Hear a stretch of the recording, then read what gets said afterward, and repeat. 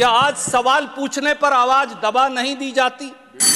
क्या सत्ता से सवाल पूछना अब जेल जाने का रास्ता नहीं बन गया? अभी एक्सटेंडेड टाइम पे हैं आप। क्या शासक के आचरण और नीतियों पर सवाल अब ईडी, सीबीआई, इनकम टैक्स का कोप भाजन बनने पर मजबूर नहीं कर देते? क्या शासक के अंदर एक साधारण व्यक्ति के सवाल पूछने की हिम्मत बची है? शायद इसीलिए तुलसीदास जी ने रामचरितमानस में राम राज्य की अवधारणा को लेकर कहा, दैहिक देविक भौतिक तापा, राम राज नहीं काहुई व्यापा, सब नर करही परस्पर प्रीति, चलही सर्वधर्म निरश्रुति नीति।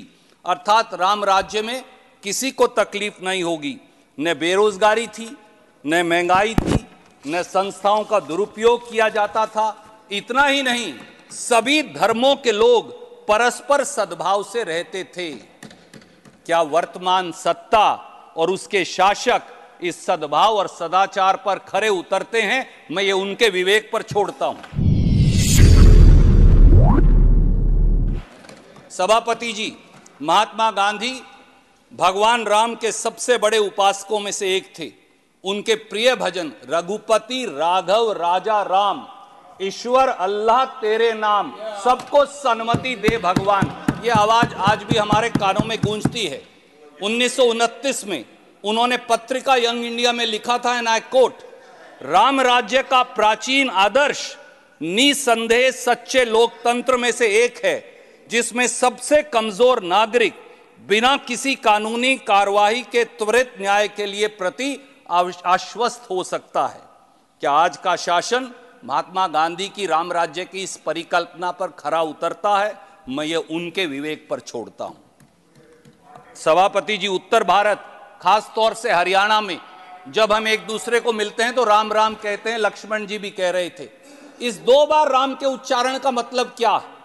एक राम वो हैं जो वचन की मर्यादा के लिए महलों को त्याग कर 14 साल वनवास में चले गए थे, और एक राम वो हैं अयोध्यापति जो न्याय और प्रेम के प्रतीक हैं। इसीलिए कबीर जी ने कहा था, मैं कॉन्क्लूड कर रहा हूं, उन्होंने कहा था, मोको कहां ढूंढे बंदे, मैं तो तेरे पास में, ना तीर्थ में, ना मूरत में, ना एकांत निवास में, ना मंदिर में, ना मस्जिद में, ना काबे कैलाश में, ना मैं जप में, ना तप में, ना मैं व्रत उपवास में, ना मैं क्रियाक्रम में रहता, ना ही योग संन्यास में, नहीं प्राण में, नहीं पिंड में, ना ब्रह्मांड आकाश में, ना मैं त्रिकुटी भंवर में, सब श्वासों के श्वास में, खोजी हुए तुरंत मिल जाऊं एक पल की तलाश में। मेरी पार्टी ने सदैव कहा कि जो निर्णय सुप्रीम कोर्ट से आए उसे सब देशवासी स्वीकारें।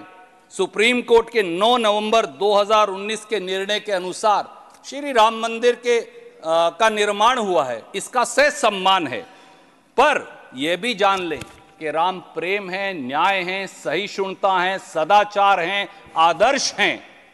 अगर ये सब हैं, पर राम नाम और राम दलगत राजनीति का विषय नहीं हो सकते। राम नाम को राजनीतिक वोट के लिए इस्तेमाल करना पाप है। राम के नाम पर नफरत फैलाना महापाप है, और राम के नाम पर हिंसा नरक का रास्ता है। इसलिए अब भी अगर आप नहीं बदले तो भगवान राम आपको कभी माफ नहीं करेंगे। जय सिया राम।